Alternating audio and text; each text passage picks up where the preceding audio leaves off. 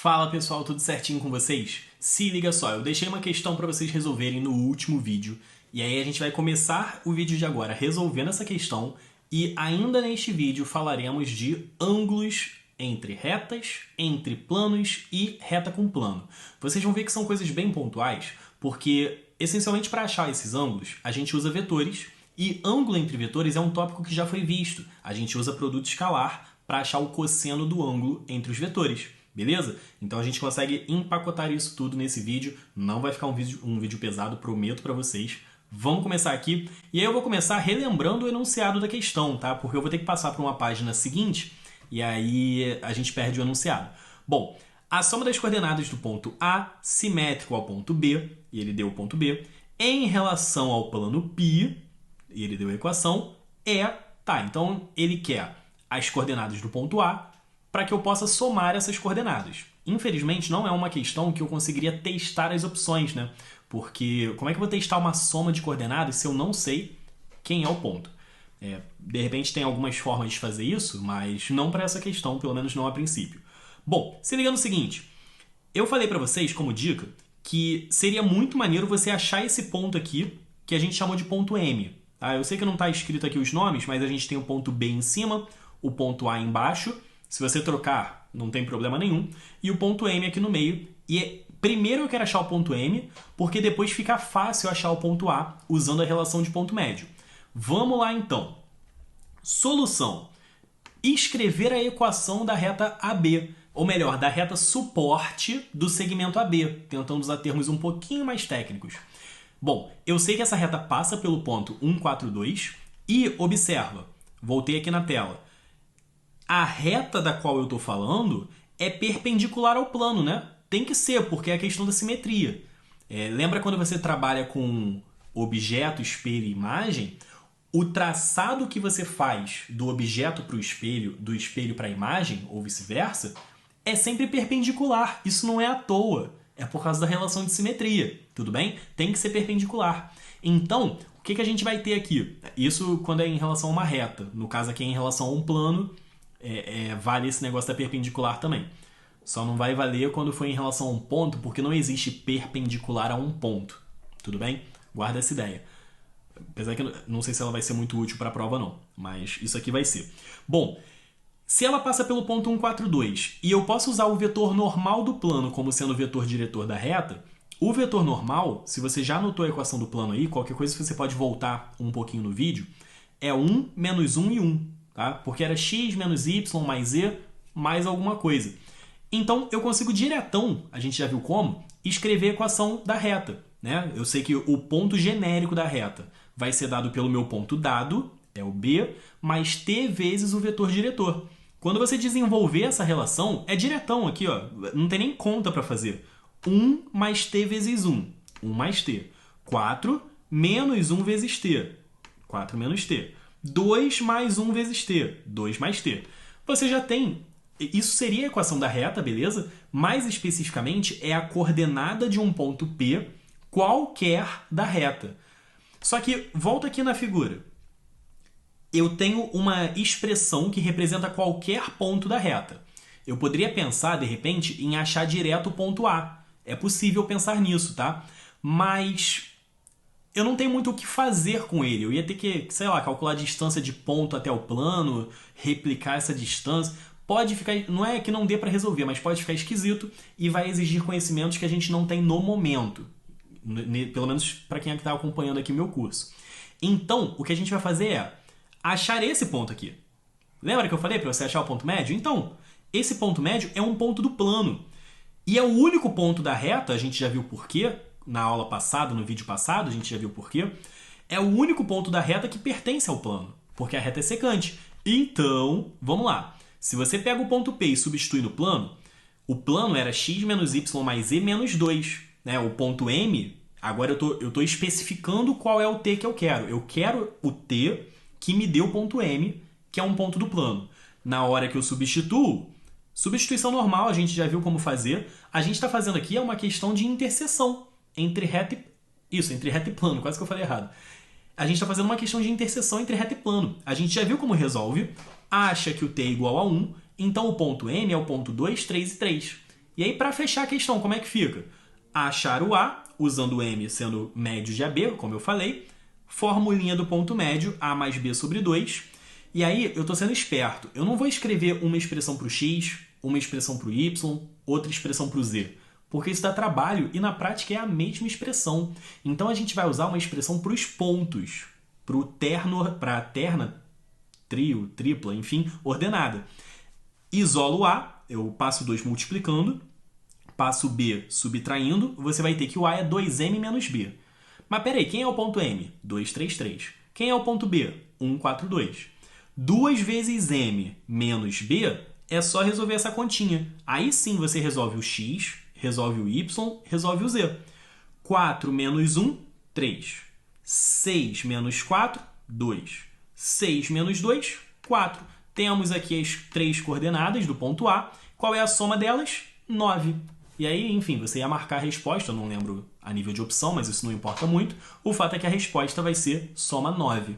Fechou? Tranquilo? Gostou da questão? Maneira, né? Vamos agora falar de ângulo. É um tópico bem rápido. A gente vai ter o seguinte, e também para não postergar, não deixar para a aula seguinte também. A nível de ângulos, entre retas, se você traça duas retas, você tem também os respectivos vetores diretores. Ah, Felipe, mas o vetor diretor estava para trás. Cara, isso não importa muito não. O fato é, o ângulo entre as retas vai ser dado pelo ângulo entre os vetores diretores. A única ressalva que você pode fazer é o seguinte, ângulo entre vetores varia de 0 até 180. Ângulo entre retas varia de 0 até 90. Mas peraí, eu estou falando ainda assim que o ângulo é o mesmo. Por quê? Eu estou deixando subentendido, tá subentendido na escrita, mas eu estou falando aqui para vocês se tocarem, tudo bem? Se toquem. No caso de calcular o ângulo entre os vetores, você vai colocar módulo. Então, se você achar cosseno de θ igual a menos meio, o ângulo entre as retas vai ser o quê?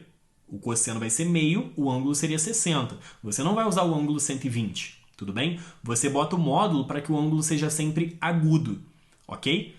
Fechamos reto, olha como é que foi rápido. A mesma coisa quando for entre planos. Eu tentei fazer um desenho esquemático aqui. Eu tenho dois planos que se interceptam, porque senão não teria muita graça. Planos paralelos têm ângulo zero entre si. Não teria graça nesse caso.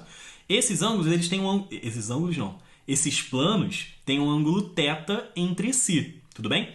Quando você traça a normal de cada um deles, você está formando aqui um quadrilátero, show de bola? Esse quadrilátero tem dois ângulos opostos de 90, pelo fato de serem normais, né? E tem um ângulo θ aqui nessa quina.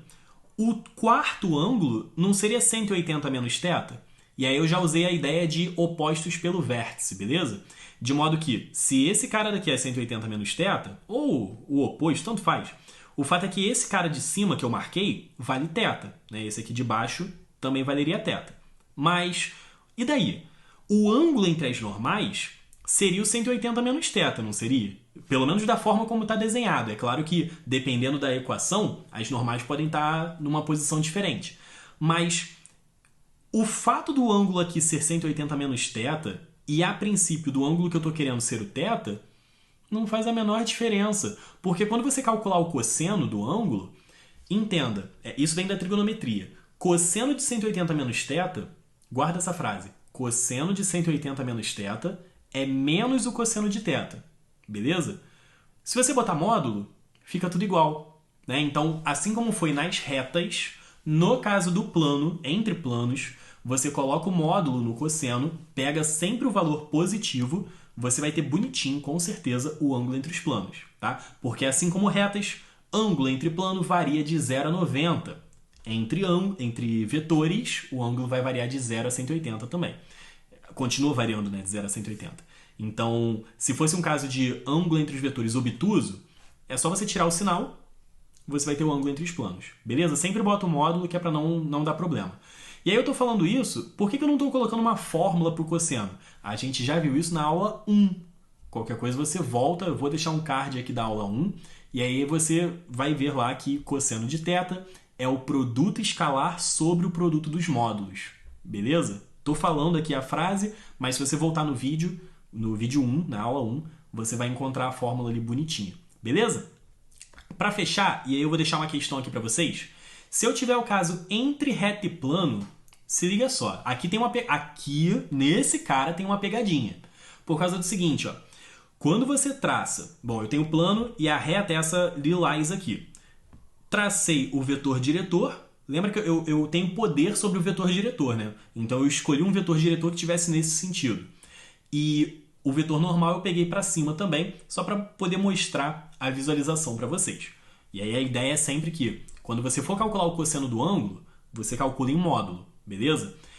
E aqui, assim, dá para usar várias coisas de trigonometria, mas eu vou focar no seguinte. O ângulo da reta com o plano é o θ. O ângulo entre os vetores, o vetor diretor da reta e a normal do plano, é o α.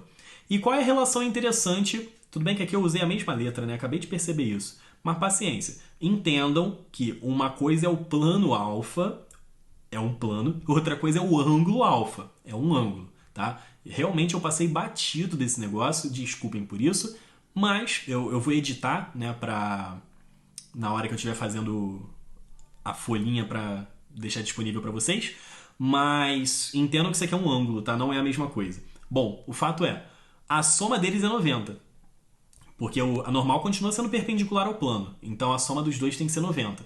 De modo que se eu isolar o θ, que é o ângulo entre a reta e o plano α, isso vai ser o quê? Vai ser 90 menos o α, que é o ângulo entre o vetor diretor da reta e a normal do plano, beleza? O que isso quer dizer? Significa que quando você calcula o cosseno do ângulo, que é o que a gente consegue calcular pelo produto escalar, o cosseno do ângulo entre U e N vai ser o seno... Lembra de arcos complementares? Cosseno de 90 menos θ é igual a seno de θ. Então, o que eu estou achando aqui, né, no cosseno de α, o cosseno de α vai ser o cosseno de 90 menos θ. Só que o cosseno de 90 menos θ é o seno de θ. Tranquilo? Cara, eu sugiro muito que você anote isso que eu acabei de falar num caderno, enfim, num bisuário de vocês. Se você não anotou, volta o vídeo agora e anota. É sério, beleza? Ok, vou deixar essa questão aqui para vocês resolverem e aí a gente encerra o vídeo por hoje. Ó, o plano π1 contém os pontos M e N, que são dados. Se π1 é perpendicular ao plano π2, qual é o ângulo entre π1 e π3? Espera aí. O π2 e o π3 foram dados. Então, na prática, né, só para dar um caminho para vocês, e se você não quiser um caminho, pausa o vídeo agora, né, para o vídeo agora que eu não vou falar mais nada de útil.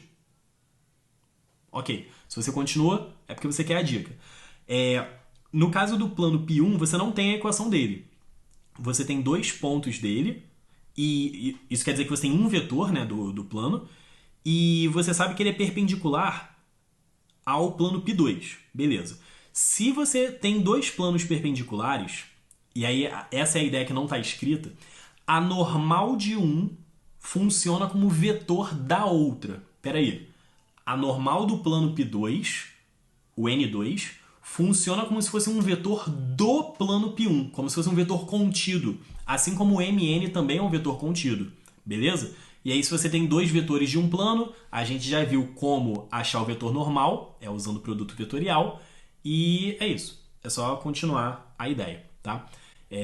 Com isso a gente encerra, vamos para o próximo vídeo e continuem estudando, façam essa questão. É uma questão bem maneira, como vocês podem ver, é uma questão da Escola Naval de 2015, e sempre que possível eu vou trabalhar com vocês questões de provas antigas.